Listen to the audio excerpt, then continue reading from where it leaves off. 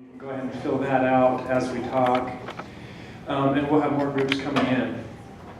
I would like to just, as people file in the spirit of feelings are more important than facts, which is one of the life Dr. Oakeshott about in his recent book, capsulizing his whole life. In the spirit of feelings are more important than facts, I'd like to just ask you this question as you kind of think about this day and fill out this evaluation form.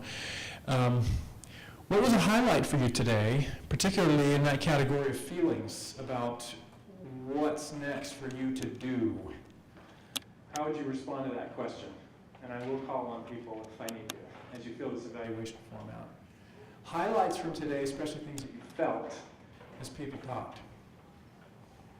Debbie? Uh-huh.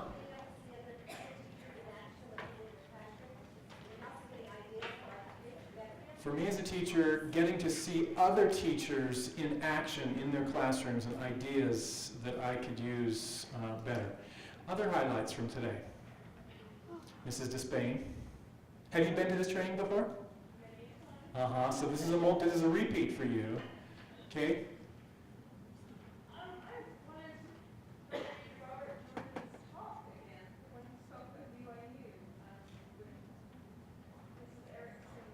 I wanted to read Robert George's talk again. Uh-huh. Okay. Okay. Good. Highlights from today for you as you fill out this evaluation form. Mrs. Anderson.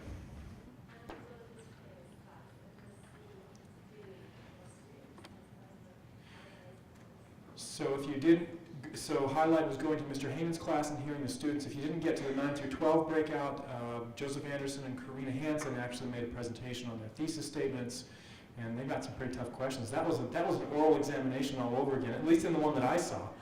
That was pretty interesting. Okay, so that was a highlight for you. Yes, Linda.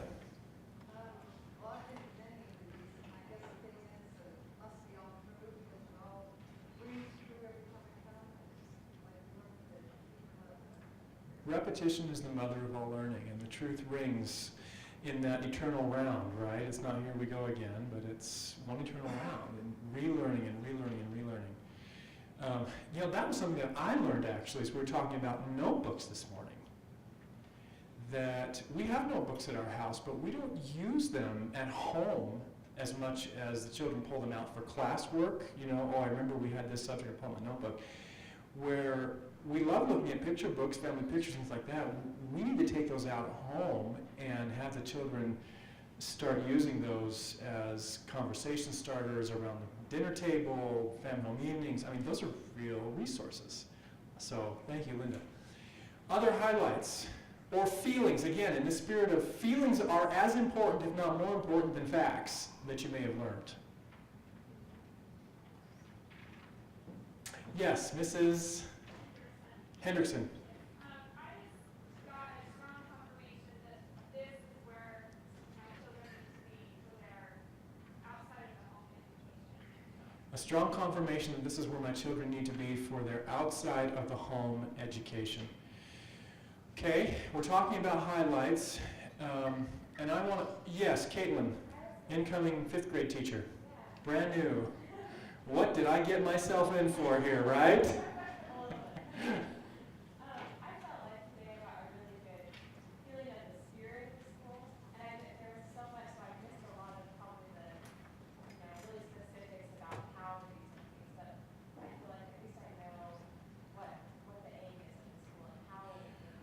Good observation. I felt like I don't necessarily know how to do it all yet, but I felt the purpose of it all.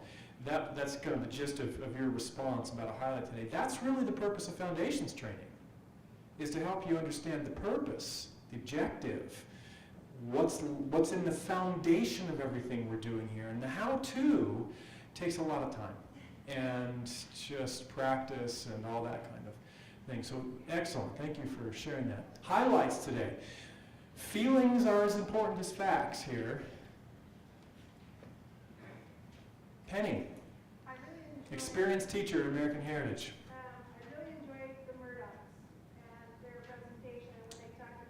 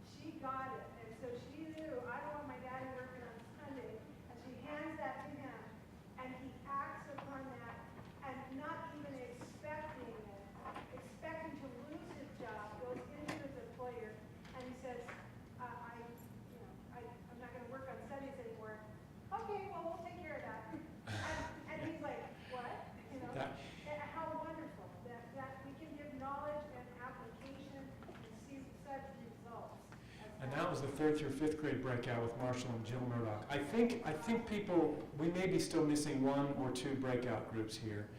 But I want to just pause right here, and could we all give a big round of applause to all of our breakout presenters? That is a lot of work.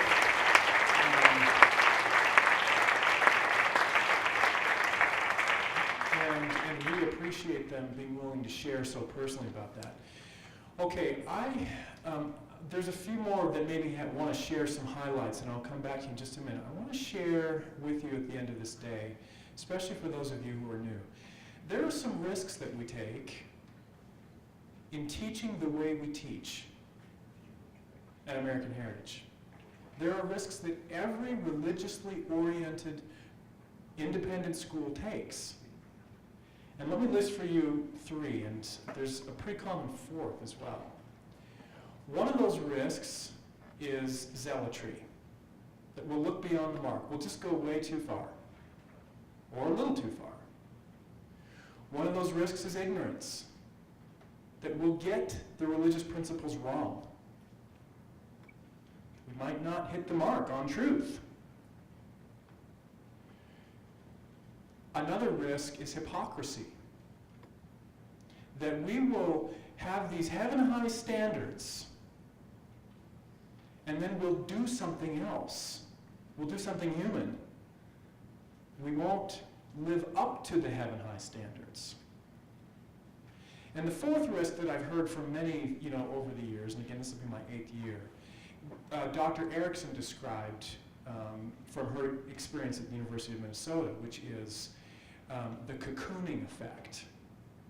That some wonder, does this happen in a school where we have such a structured and safe environment for the Spirit to operate? Is there cocooning that happens? Is there a bubble that keeps our children from learning the difficult lessons of life? So those are some of the risks of teaching the way we teach. We know that those are risks.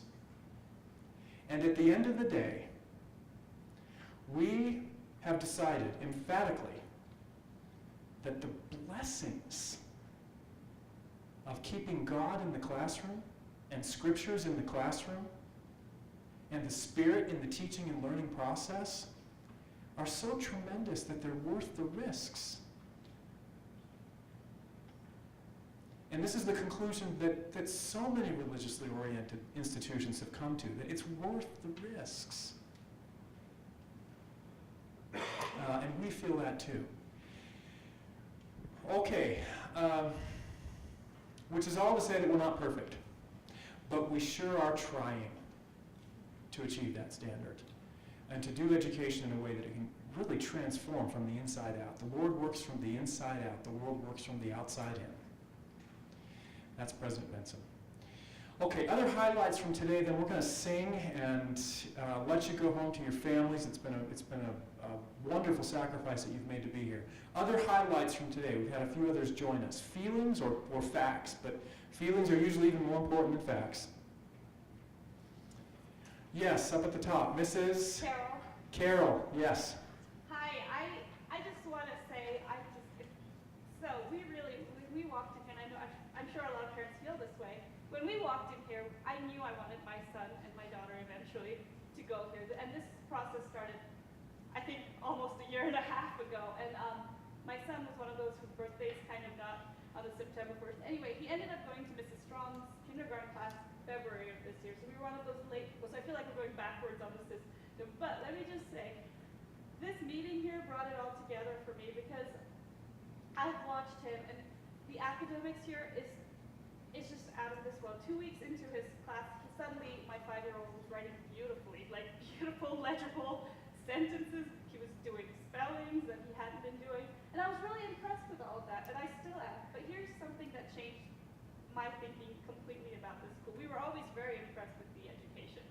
But one day I was volunteering in Mrs. Strong's class, and she bore her testimony during the devotionals that they do every day in the morning.